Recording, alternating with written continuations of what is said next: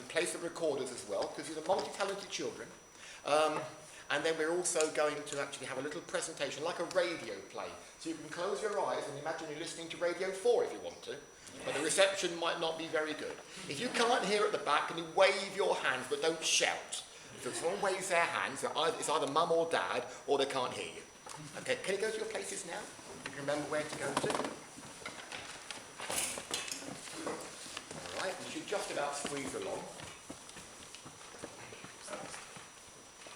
Okay, you two come just there. Okay, put your music up first of all.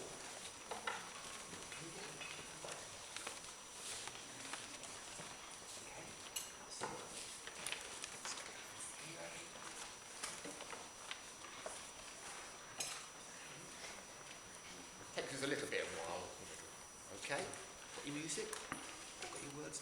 Right, okay, so we put our recorders down. Okay, so this is about the 5th draft of this very, very short playlet, a radio playlet, okay, just called Jack Russell, and it's about Jack Russell and our school, okay? There has been a school in Swimbridge since at least the late 1700s. That's well over 220 years. The original school building was rather small and inadequate. The village needed a proper school, so in the 1860s, Jack Russell, who was then the vicar of the village, did all he could to see that a new school was built. The story goes that Jack, whose real name was not Jack but John, convinced the Duke of Bedford, a local landowner and friend, to donate a piece of land on the edge of the village for a new schoolroom. In 1865, work began. And a year later, on the 25th of June, 1866, the children and teachers marched from the old schoolroom to the new schoolroom. The school logbook said, "Children met in the new schoolroom today. The Reverend Loveland, the curate, commenced by reading suitable opening prayers. There are about 76 pupils enrolled at the time.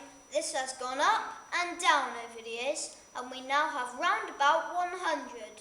Although most of them are very young and should be tucked up in bed at this moment. Yes, we all hope so. The building was designed in a style typical of its time, to make it look a bit like a church.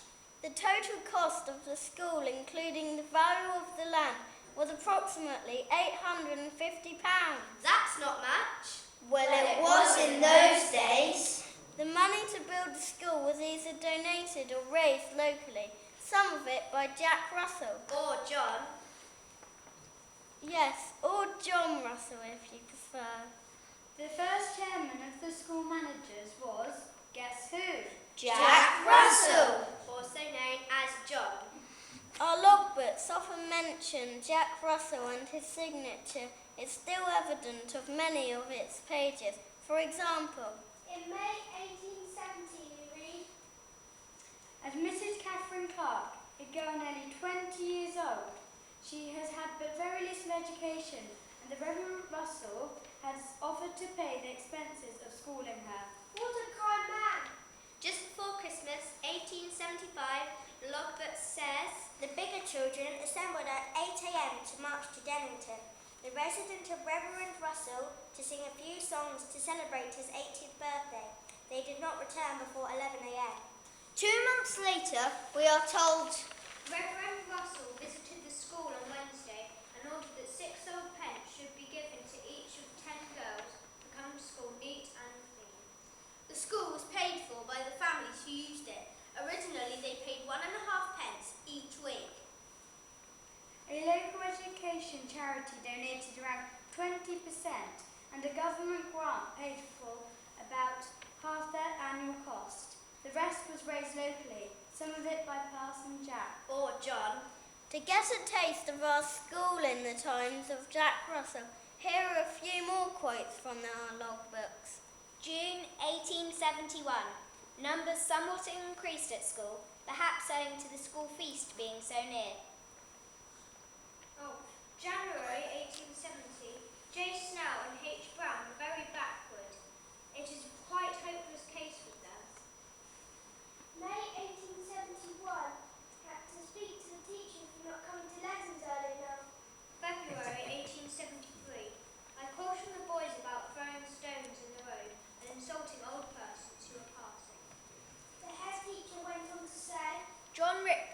is apparently very stupid.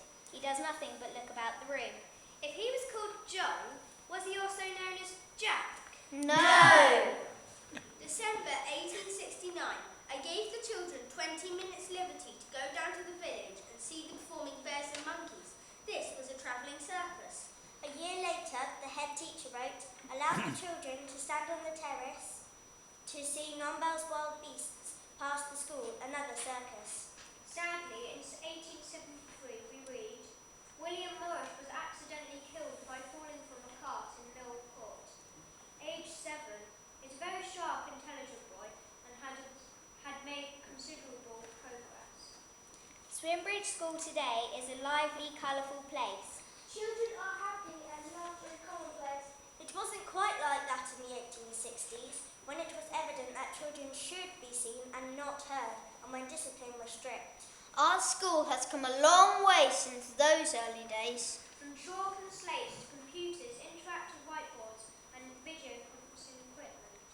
Still, if it hadn't been for Jack Russell's forethought 150 years or so ago, we would not have such a thriving school today.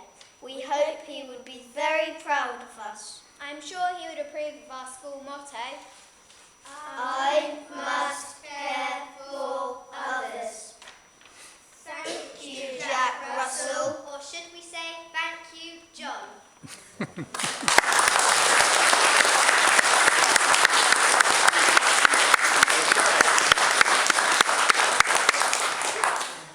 I think Jack Russell or John Russell would be quite proud, wouldn't he? Are you proud? Yes, I did. Good. Right. Okay. Right. Right. Okay. Now we're going to sing a song. But before we sing a song, I just noticed it's written originally by Mervyn C. Dalling. Would this be the same young man as over there? They're very I similar. heard someone told me that it was Mervyn's birthday a couple of days ago. Is that right? She's 70. Can we? Are we allowed to do this? Can we sing Happy Birthday? We do this every, don't we? Okay, happy birthday to you, happy birthday to you, happy birthday dear Mervyn, happy birthday to you.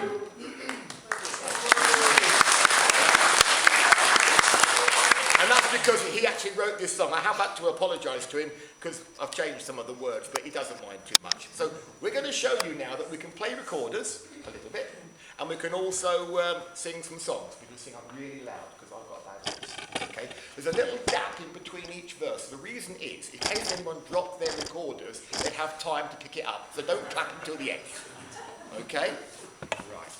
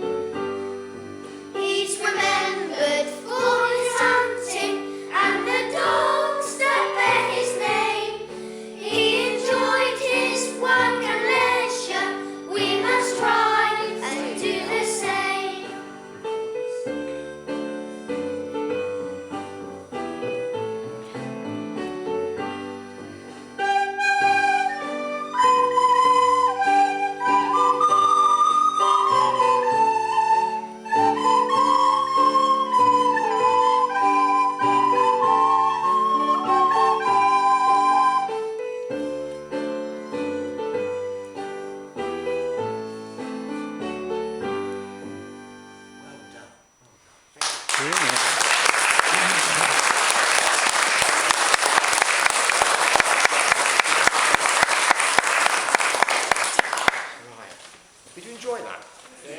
Enormously. That's a world premiere, you know. And I know that some of the children have got to go off, so if they do sneak out when their parents tell them to, that's entirely, they're free now. Is that okay?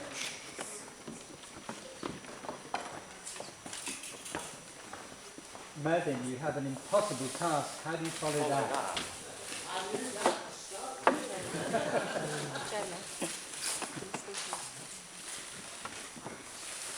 Thank you very much. I enjoyed that.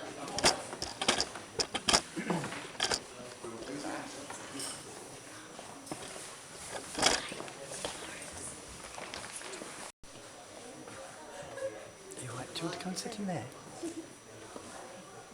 You want me to proceed? Right. Yes, please. Yes, thank you, Mervyn. Thank you.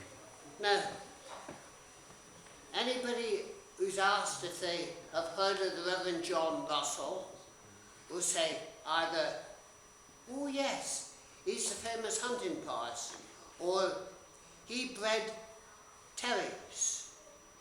Now, and people have researched it, and there are any amount of books on it. I've got one of the first ones written by his curate, but all about his outdoor life.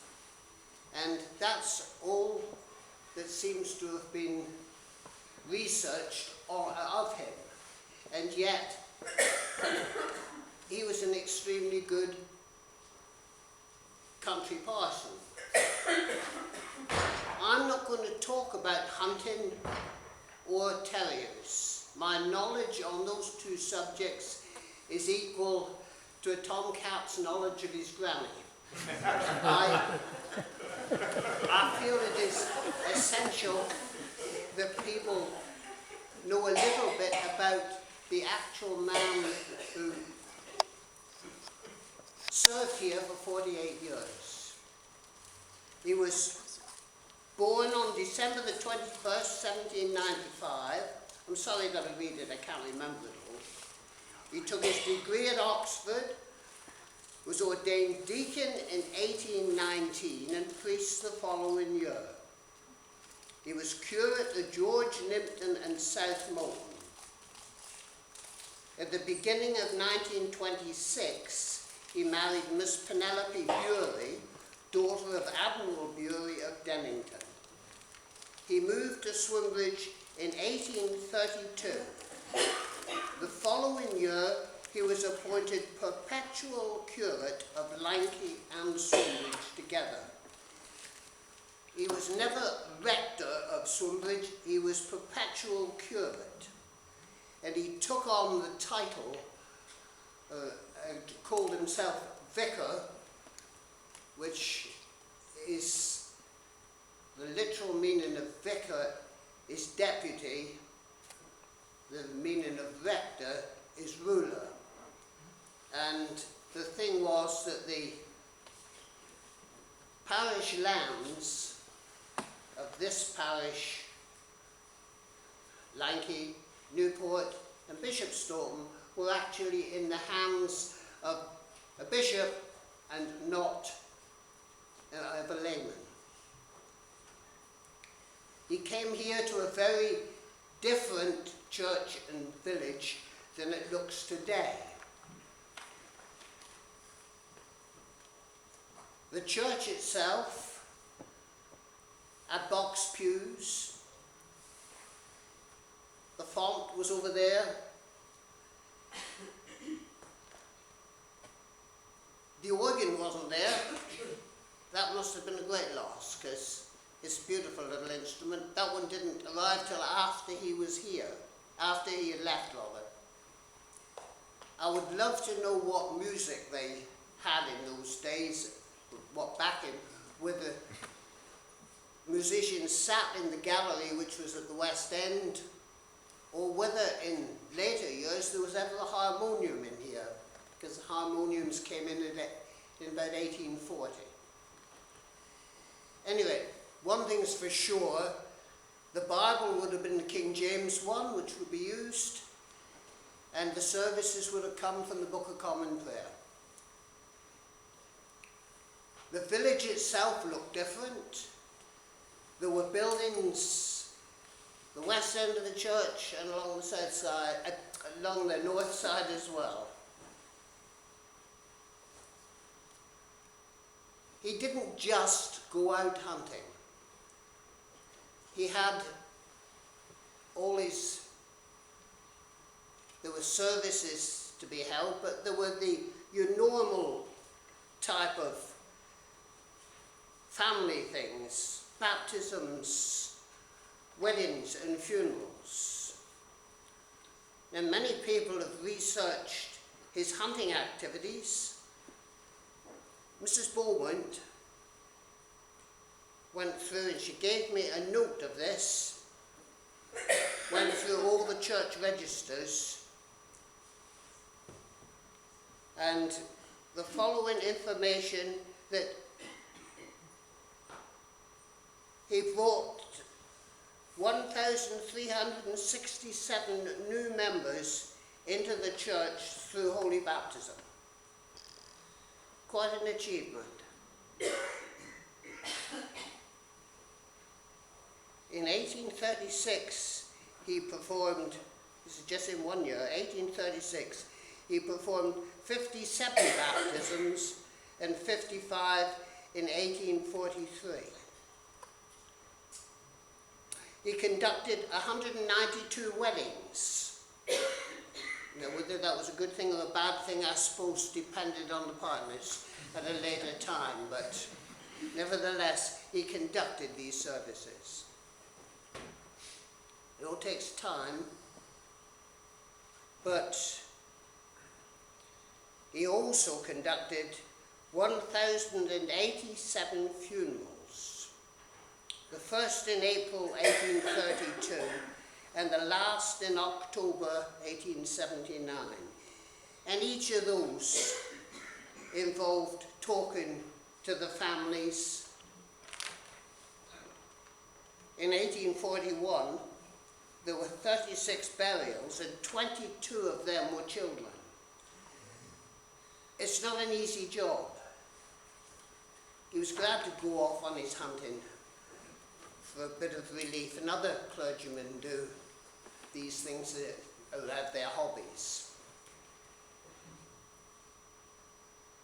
He obviously realised, because it was during his time, that the churchyard was getting very, very full. He must have set the wheels in motion for the enlargement of the churchyard in 1877. Probably it was he who persuaded the Duke of Bedford to give the land, which in turn led to the demolition of the area known as Gourds Hayes, Cold Harbour and Crooked Street. And you can actually see the difference in the level of the church, the newer part of the churchyard. That on the east side and on the south side is that much higher. It's been built up over and over again, been buried over and over again. He was a great one for preaching begging sermons in neighbouring parishes. The North Devon Infirmary was a place where, obviously, where the sick went, but there was no national health service. It had to be paid for somewhere, and it was a bit tough if you hadn't got any money to pay to be taken there. There was no vicarage here, and he was known to have lived for part of the time at Dennington House, now Francis House, and part of his time at Tordown House, which is where Ruth and Jerry now live. And at those two establishments was where he bred his Jack Russell Terriers. He was obviously concerned for the education of young people, and as was covered by the children earlier on, thank you for that, the school was built. I went there myself, as did my parents, my father and grandparents, but also was responsible for one being built at Cobberton, or Traveller's Rest, whichever you prefer to call it. There is a fine dividing line between Cobberton and Traveller's Rest areas, and I'm never quite sure where it is. I've been a bit careful because some friends from that area are here tonight. And in addition to that, this being a very wide parish, 9 miles across, it was I don't know what I should say responsible, but he was certainly in on the decision to build the Church of St Thomas at Traveller's Rest, which has gone from my brain now when that was built. And then when that was finished, I mean, all the money did not come out of his pocket. There were contributions from many people. And then later on, at Gun,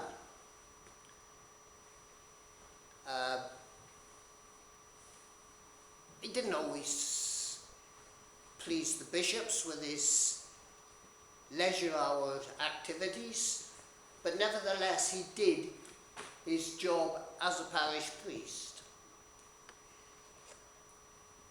He was obviously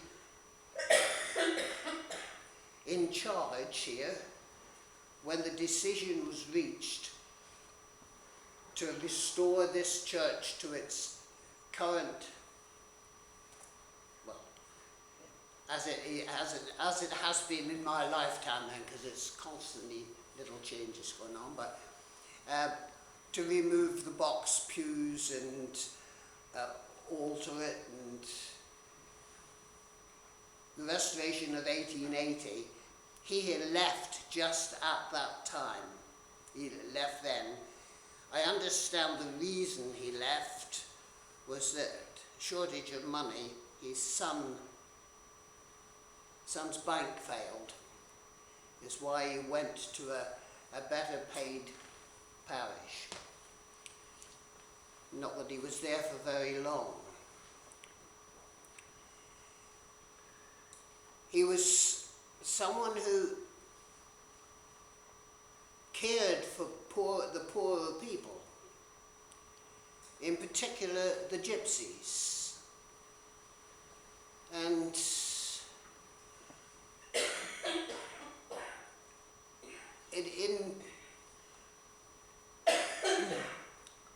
in one of the old book I've got, which his curate wrote, and by the way, which he personally agreed all the chapters except the last one, which records his death, he stood surety for a gypsy with at a blacksmith's or farrier's. The gypsy hadn't got enough money, or hadn't got any money, and he stood surety for him. They didn't forget these sort of kindnesses, and the gypsies were, back in those days, pretty badly treated. Some would say they still are today, but I'm not going into that. But, you know, it's one of these situations where, especially back in those days, when an awful lot of people were really poor, to have a clergyman that backed, or was considerate to the poor to that extent, was very commendable. It was because of his kindness to the gypsy tribe that Edward Boswell, who was classed as King of the Gypsies, requested to be buried in Swimbridge churchyard by John Russell himself, which actually happened, and you can still see Edward Boswell's grave up behind at the east end of the church here. It's the double gravestone. So like two gravestones in one slab of stone. And this was why Edward Boswell also left him a Spanish silver coin, which he had prized throughout his life. John Russell moved, his wife died, he moved to Black Torrington because it was a better living. And 3 years later, in 1883, he was brought back to be buried in Swimbridge churchyard, and that was on Ascension Day.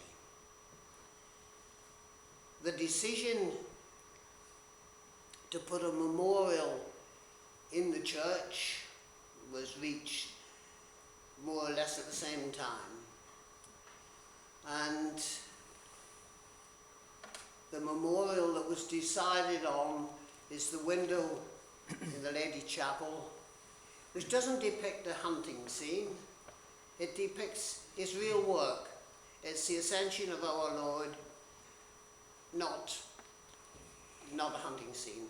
So, and it was most appropriate that such a man should have that as a memorial. I expect I've forgotten quite a lot of things, but have you heard enough, young man?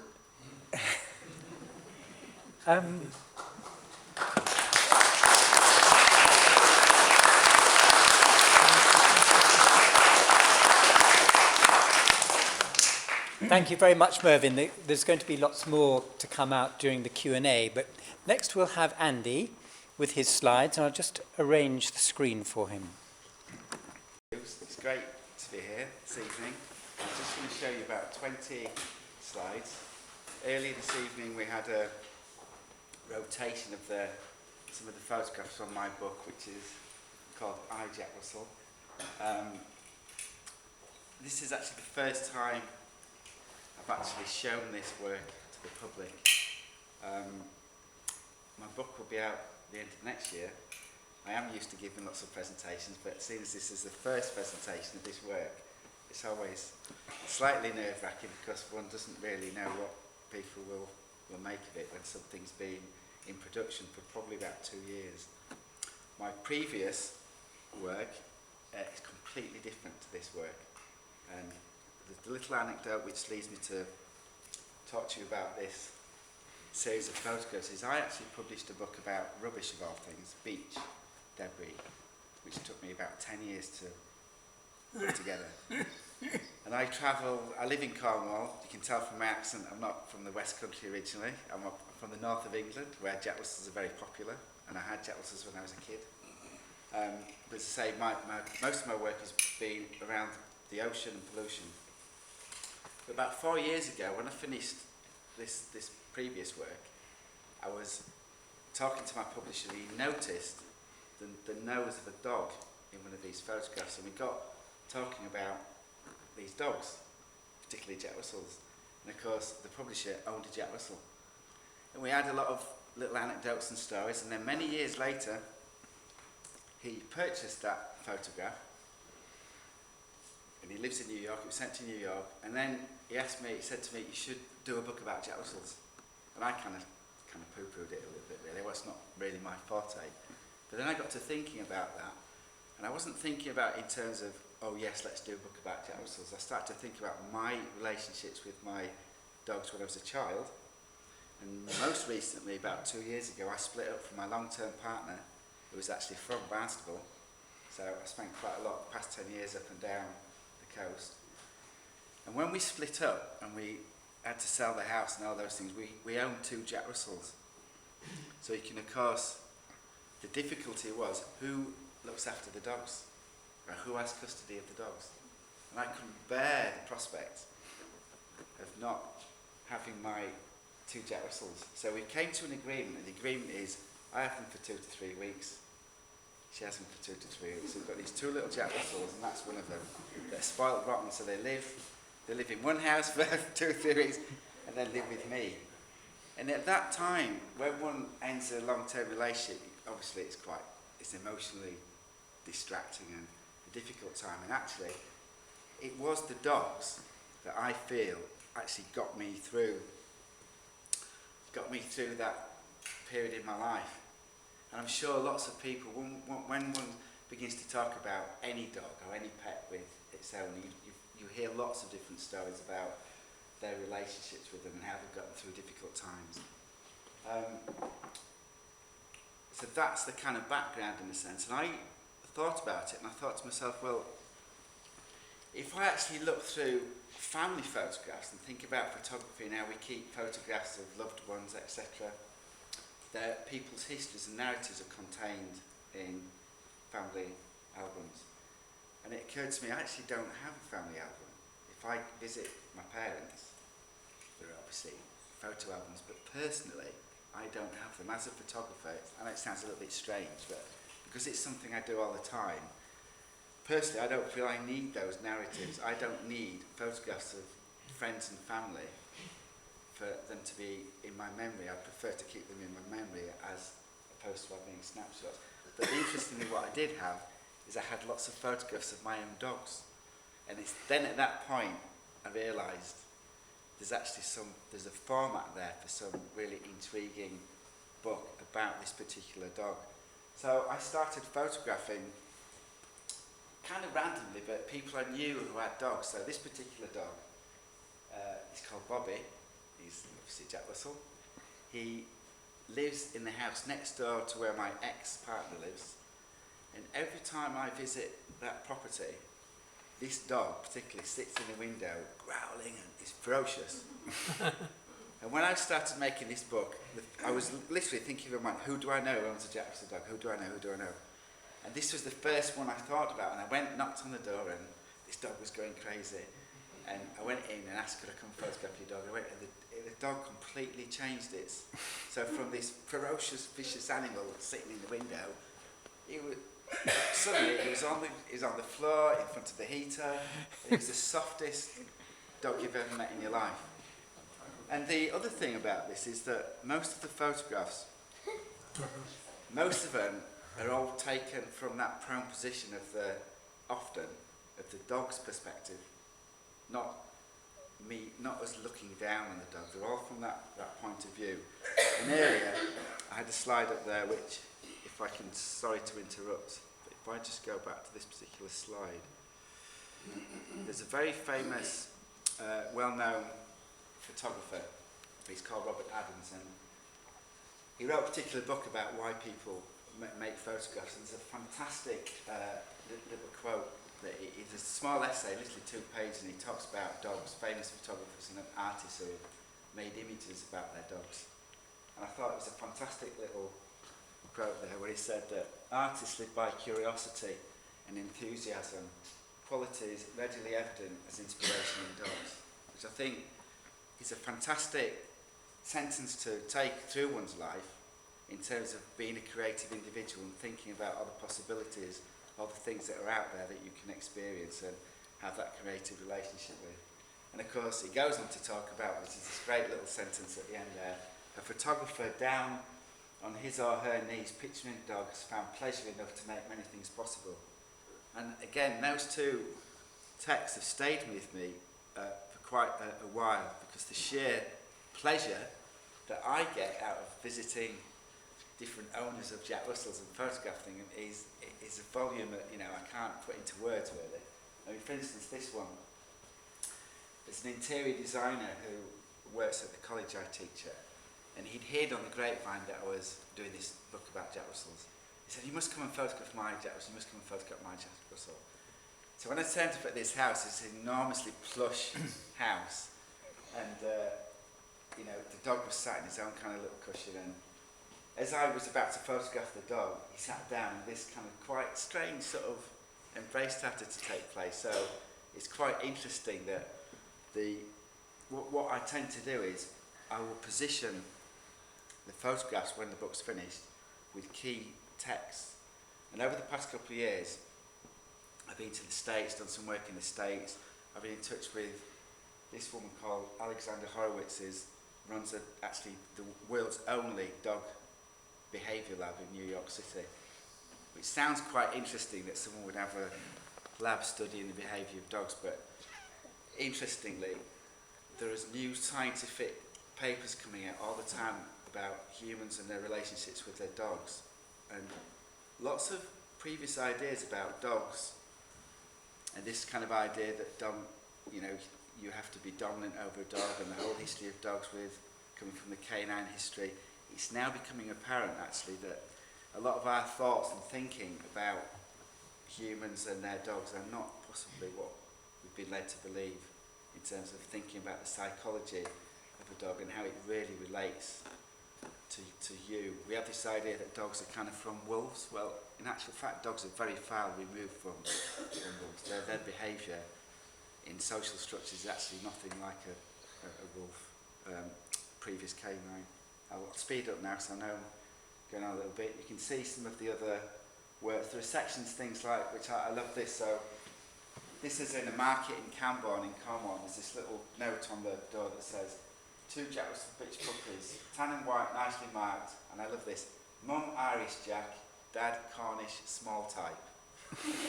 Good temperament, brought up with cats and dogs, ferrets and chickens. And if there's one thing that I've certainly realised over the past couple of years is there's no real such thing as a proper Jack Russell. There's some people will believe that there is, in terms of breeding and stuff of particular types. My interest has got nothing to do with a particular purebred Jack Russell. There's a interesting man called John Bradshaw who just published a book called In Defence of Dogs. And he runs a department at the University of Exeter called an anthrozoology department, and his papers are recent. This book that's been recently published is really, really quite interesting because all the people who are involved in the purebred dog world, the Crufts, all those kind of things, he's come out quite vehemently against the specific, internal breeding of dogs to a particular type, and he's caused a little bit of controversy. And that's the great thing about Jack Russells is that there's short ones, fat ones, thin ones, the ones called pudding Jack Russells. I mean, the amount of things. There's Jack Russellies, Jackapoos, there's all sorts of things. And last but not least, I spent a couple of months last year in Florida where I actually went to a Jack Russell convention with thousands and thousands of Jack Russells in Florida racing. I mean, it was absolutely amazing that when I arrived, just imagine, it's about 100 degrees. I arrived in the middle, this is right in the middle of Florida, nowhere near any tourist spots. And as soon as I got out of the car, you could just hear this for 3 days. Constant, shrill yapping, but of course an hour later one forgets. And there's lots of things in this book about touch. And you can quite clearly see in some of the photographs, there's this real bonding taking place. We're nearly at the end. This one's quite interesting. I surf, and near to where I live in West Cornwall in Gwydion, just on the Bay of St Ives, I often saw this RNLI lifeguard truck going up and down the beach in the summer, and I couldn't believe my eyes. There was a Jack Russell sat in this lifeguard, and I noticed it a few times. Of course, eventually I went to the lifeguard hut, and as I approached the lifeguard hut, I couldn't believe my eyes that this Jack Russell stands on its 2 legs, almost behaving like its owner, who is the lifeguard.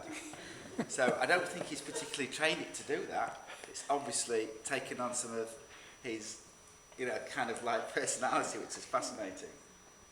This is my dog. This is just in the moon, and this is after 2 hours of trying to find him, after he dug himself into a rabbit warren up on the cliffs there. And I got there about 4 o'clock in the evening. You could see the moon, and actually I was there like 2 or 3 hours later, waiting for him to come out.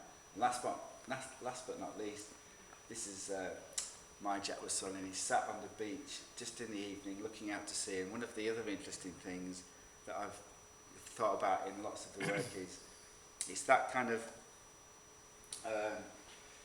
you know, for me, when I'm out with my dogs and I'm sitting in kind of having an epiphany of something looking out on the beach, I often think to myself, if my dog sits next to me looking at the same view, what's the mechanisms, what's going on in that dog's mind? What do they see? How do they feel? How do they think? What symbiotic relationship is there between? Are we both enjoying the view? Because I think, and most dog owners will tell you, that the dog's enjoying the view just as much as I'm enjoying the view. And thanks. I've rushed it a little bit. Oh, that was interesting.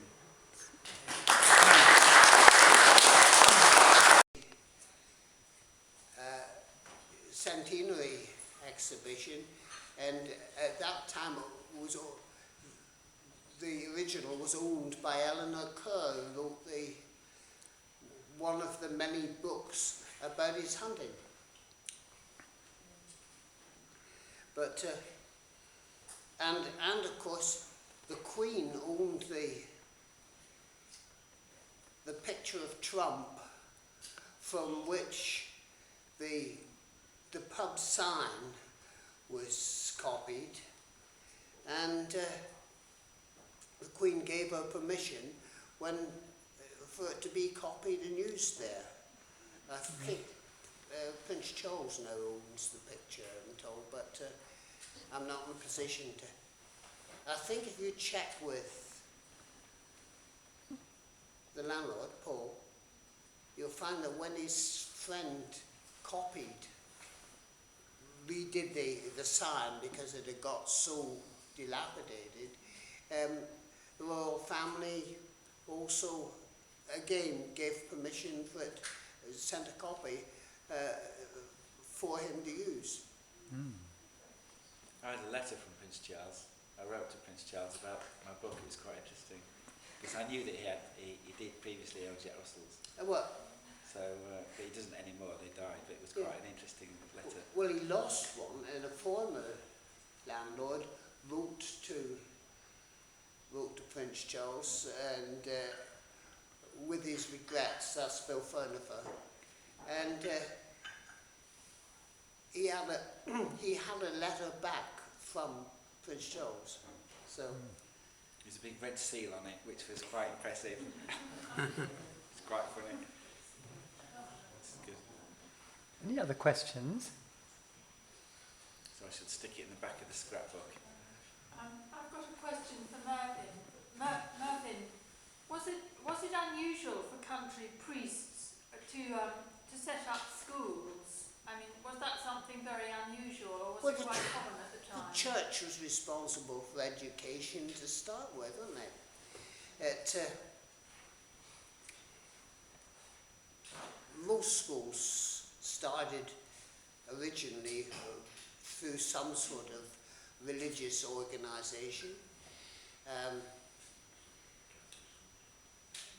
Here in Swimbridge, according to one of the directories, the school in the house which looks down Church Lane was referred to as the chapel school, which ran parallel to the one at the top of the hill. The old lady who first got me interested in local history, she went to the school at the top of Church Lane. So were there two schools then? For a time, yeah, there's the chapel school as well. Incidentally, what I forgot to say was that old lady told me she could remember John Russell. He used to stop and speak to her as she lived with her grandparents on the house in Dennington Hill, Eastercote.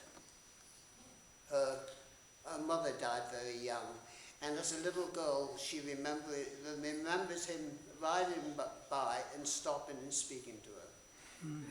I mean, she was 80 when when I knew her. So, you know,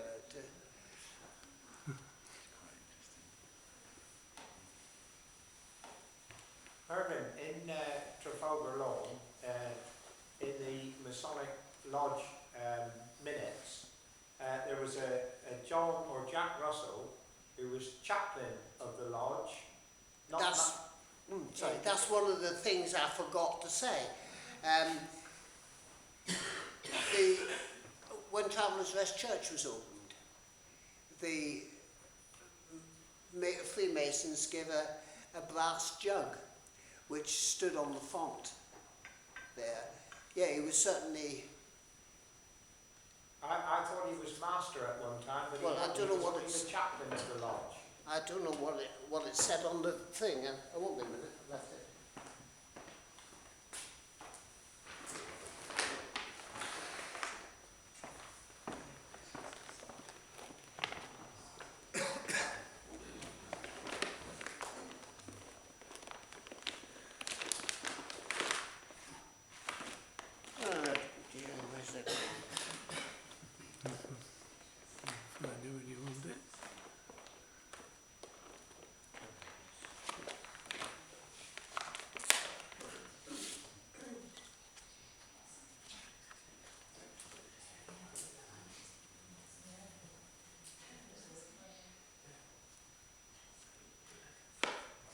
Actually, it was on the communion set.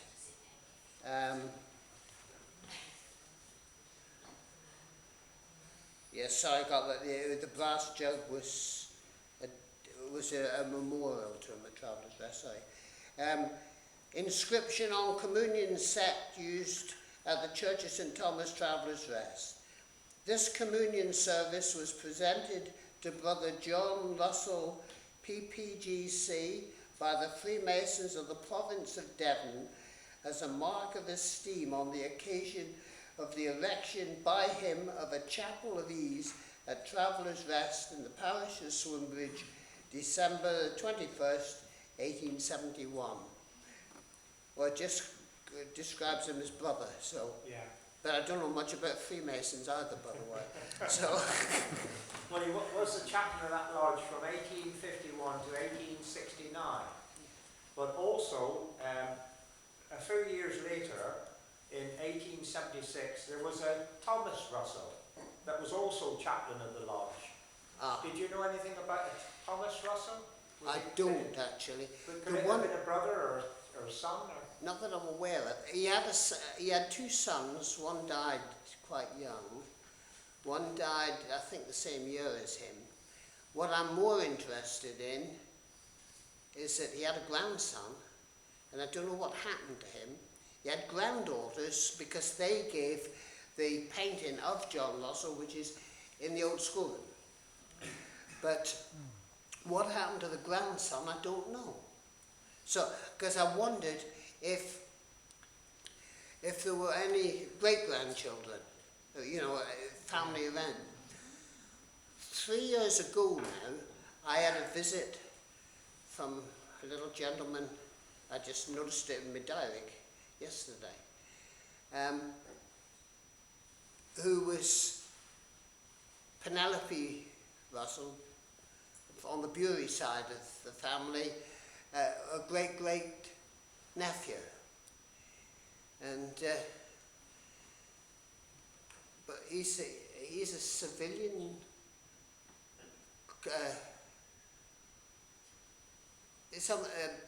some religious, I can't think of the term, civilian chaplain at the barracks at Exmouth.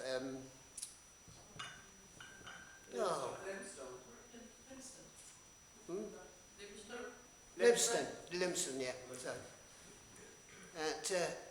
But I've often wondered whether his grandson, you know, had got any children, and whether one day somebody will turn up looking to see the parish where the great-great-grandfather was. But up to now, it hasn't happened. Is that what the Freemasons gave to the church. Is that still about? That what you said, chalice, or? The communion set, well, as far as I know, I've been out of circulation here for Yes, it is, It's yes. still there. best Yes. part of a quarter of a century now. But it was here last time I saw. Can I just say that in the spring we're planning to do 2 more of these Q&As, which will be about the architecture of the church and its fittings. And don't tell anyone, but we're going to bring out the silver plate for one of those occasions. So you'll be able to see the... forget I said this. So you'll be able to see the plate you're talking about. Oh, right. So before it goes back into storage. We had an old councillor once who used to divulge everything, but he'd say he'd precede it with quietly in between ourselves. It's just like putting it in the news of the world.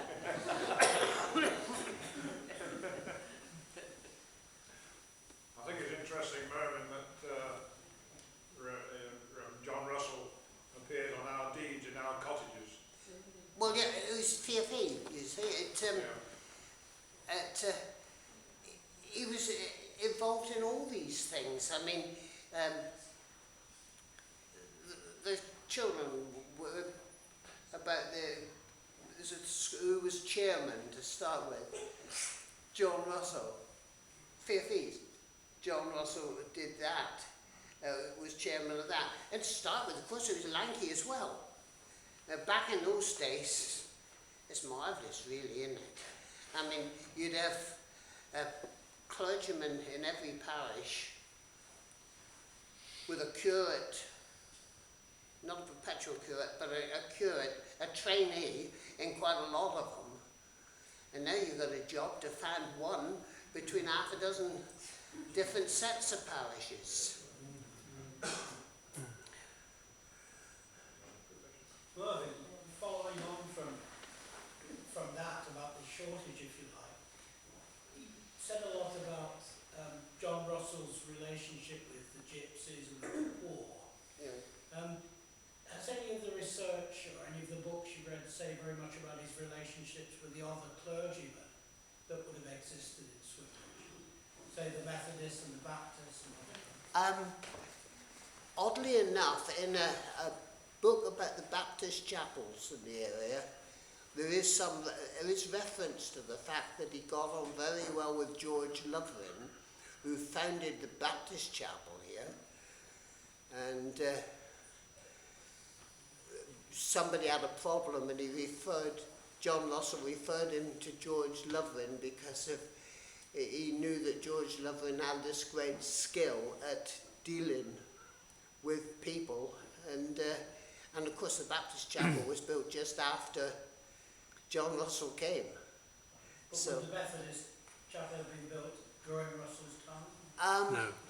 the present one wasn't built till afterwards, but I've got no idea when the original Methodist was built, and it might be a good idea if I asked the people who live there now.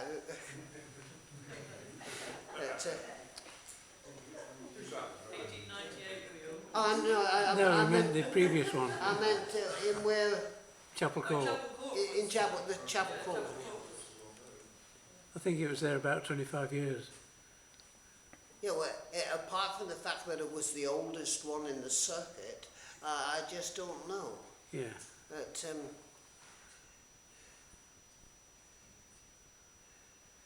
Could I ask a question? somebody about I'm not sort of obsessed by nicknames, but did Jack Russell have a nickname?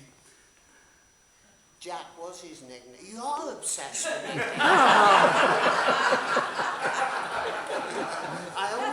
I've always understood that he liked to be called the Reverend John Russell, Oh, right. but he got nicknamed Jack and he wasn't very keen on it. So that was his nickname. Oh, I see. Yeah. Can I ask Andy, when is your book going to be published? should be out in the autumn. We go to print in April. Oh, in the autumn? Next autumn. They take an awful long time to make a book. It's, who do you think your book's going to appeal to?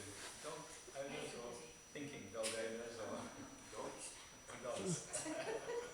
It's a really tough question.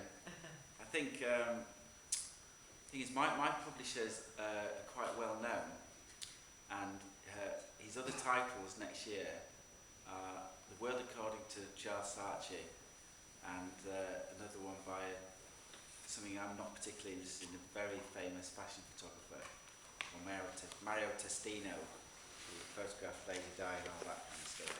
It's certainly not one of my interests. However, so that's quite an unusual, it's very unusual to bedfellows in their publishing catalogue. So they obviously see some, one could argue that they've spotted something there that they think's commercially viable, but certainly not as commercially viable as the other two titles, because I won't particularly make any money out of it. So it has to be something which, in the end, it suits me. I know that sounds a bit, sometimes a little bit arrogant, but it has to be the book that I want it to be. So, who's interested? You have to consider an audience, but I never took the photographs thinking specifically about the audience, because obviously most people, if you're engaged in a commercial project, you tend to do that. But I have really done it for me, and I'm really privileged that two great publishers have seen something in that, and they think it's of interest to maybe various audience. I don't imagine seeing it in pet stores, but who knows? Hopefully not. Did you photograph one of your dogs in Swimbridge? No, I didn't. I didn't bring them here because one of them's blind. Oh. I didn't. I thought you did photograph a dog in Swimbridge, and I thought I saw an image of it. My partner took a picture of me underneath the sign of the Jack Russell. Oh. But that's about it. No, I didn't. I have to put. The thing is, one tends to get. Artists are slightly obsessive in the things they do. So, the previous work about rubbish, I mean, I'm still looking at rubbish. And of course, even though I've had to put an end to photographing the Jack Russells, inevitably, it's like a radar. You know, every time I see a Jack Russell, I mean, I can't fail to have this thing. Photographs. You have to, at some point, you have to kind of not put it to bed, but have to stop making more photographs of Jack Russells. Just mentioning that, we were looking at a sign for the new garden to discourage people from taking dogs in there.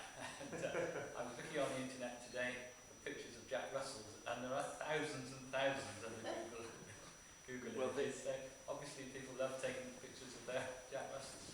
Well, I have actually, about 6 months ago, I set up a Facebook page that's private, that's not, no one can find it. And I stupidly, I mentioned it on my own Facebook page. I don't spend hours on Facebook, but it's, I have to use it in some respect. And I mentioned it just to friends. And when I looked at the statistics then actually on the Jack Russell Facebook page, within an hour I had something like 50 requests to join, and from all over the world. It terrified me. I thought, oh my God, I've left something real genius. I stopped it instantly. So and it's still there. I can imagine in a year's time, once it gets announced and it goes out there, it might be a beast because I'd quite like to encourage people to actually then go to that particular site and share stories and photographs, but in a, not just in a fun way, there has to be something out of that as well, that people take their relationships with the pets, not more seriously, but just think about it in a different way. Andy, this is quite a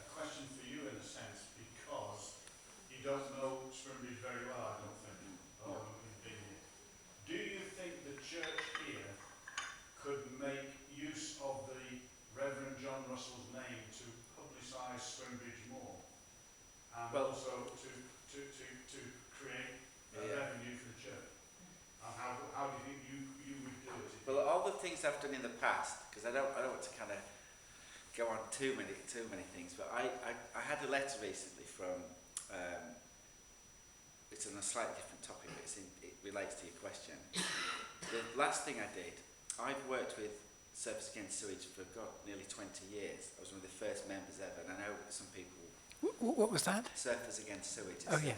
Down in Cornwall. And it's a contentious issue for some people, but no one can deny that in the past 15 to 20 years, I know as water bills have gone up, but for sure, I can go in the sea and not have to see poo floating around. So whether you like them or not, whether you believe in it, is another matter. But without doubt, I've worked with them for 20 years, and my recent endeavours have travelled the globe, and I had a letter from a museum in Alaska, and next year I'm going to Alaska with a really amazing scientist called Carl Safina, who's probably the world's leading marine biologist, for a month. And me and 4 other artists are going on this scientific vessel out across the Bering Sea to Alaska. And the whole purpose of it is to encourage the scientific mind and the creative mind to communicate, and there'll be a show that will tour across America. Now, obviously, when I started doing this Jack Russell thing, it's close to my heart, is that next year this thing will come out and travel to the Smithsonian. I'll have this other book out about Jack Russells. Now, I know in some people's mind that they'll see 2 completely different things, but without doubt, because it's not a cutesy book, and it's got 2 really important essays written by people far more capable of discussing this dog psychology than I am, but because those essays will be in that book, Alexandra's book, I think, it was on the New York Times bestseller.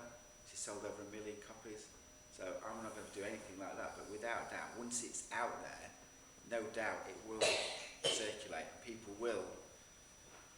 I mean, I'm trying to decide at the moment what I put in the book that relates to this conversation. I haven't come to a conclusion what I do. Do I have a small paragraph, an extended text? It's really hard to know how to put something in that book that doesn't pay homage, but refers back to the origins. I don't know how I'm going to do it yet. But it will probably I'm sure that stuff via the internet and publishing will... A spin-off will be... Oh yeah, without, I would have thought so. And I will do, I mean, once it's all done, I'll bring a set of books that you can sell and auction, do whatever you'd like with them. That's very kind, thank you. Did everyone enjoy the book by the Dutch I haven't seen it yet. I'm writer? fascinated to see it. Henk I de don't know where Cruyff? it is. And where did it end up? Is it for sale? Is it for sale? It's we only have one. I hope we still have one copy. It's down there. Yes, we'll show it to Andy before he goes. But the way to get it is from the website of the artist Henk de Cruyff, and that will be posted on our own website probably tomorrow. And it costs about $6.95 or something, plus postage. What is it about? It's about owning and loving and being outsmarted by Jack Russell dogs. Ah, right. And it's very, very whimsical, very humorous, and actually very touching as well, I thought. Nicely illustrated too. I mean, I'd like to ask, before I could ask you all something, see, I find it quite... When I came for that day's visit, I went over to the pub and I sat there, and I wasn't on a kind of mission to publicity mission, but I tried to engage the owners in conversation, and I don't think they were particularly interested. But I think it's quite interesting because you have everything I'm here tonight is really fascinating, and then you've got this. It's not really you've got this other kind of life. It's like 2 lives that obviously relate to one another. It must be quite disconcerting in some such, because like St Ives, I lived in St Ives for 15 years, is that the community of St Ives, when the artist first moved to St Ives, its popularity for that and everything that's brought with it tourism and increased house price and all that kind of stuff. There's always quite an interesting relationship between, between modern popular culture, how it exports a thing, i.e. the Jack Russell, and then there's what it's really like living in a, it's like me living in Cornwall. I get slightly frustrated sometimes with popular myths and tourist things, so I'm sure that at some point, I don't know what anybody thinks about that, whether it's something you embrace or something you find irritating as well. I don't know. Is that a right kind of question or not? It's probably too profound for us to. Would anybody like to respond to that challenging question? Do you know what I mean? Did anybody ever think, oh, that bloody Jack, Jack Russell dogs, like, do you know what I mean? Because probably... I didn't quite follow. Did I get that the landlord didn't pay you enough attention to your book? Or no, I was just standing there. We didn't even mention anything about the book. We just had a drink, and I didn't know what to expect when I got in there, whether I'd find things about the dog, not about the dog, about the Reverend. I didn't know what to. I was complete. Well, when I walked in there, I didn't expect anything. But when we had a conversation just about, I've got Jack Russell, I can imagine it's probably quite irritating when people go in there every 5 minutes. The placemats were copied from this book. Do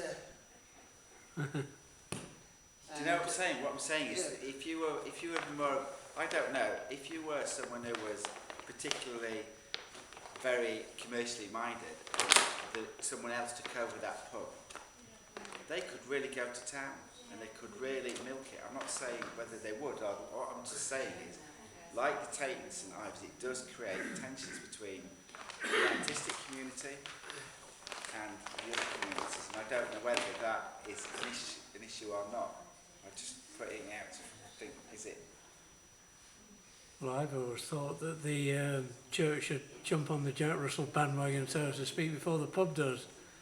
Otherwise the pub will clean up on Jack Russell, and the church will be, who really have got Jack Russell, will lose out.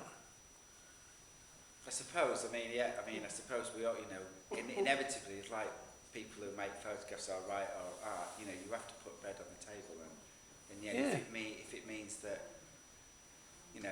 certain restoration can take place in the church and you can... Well, I think it's a positive thing. Yeah, I do. I think it should happen. Have we any more questions?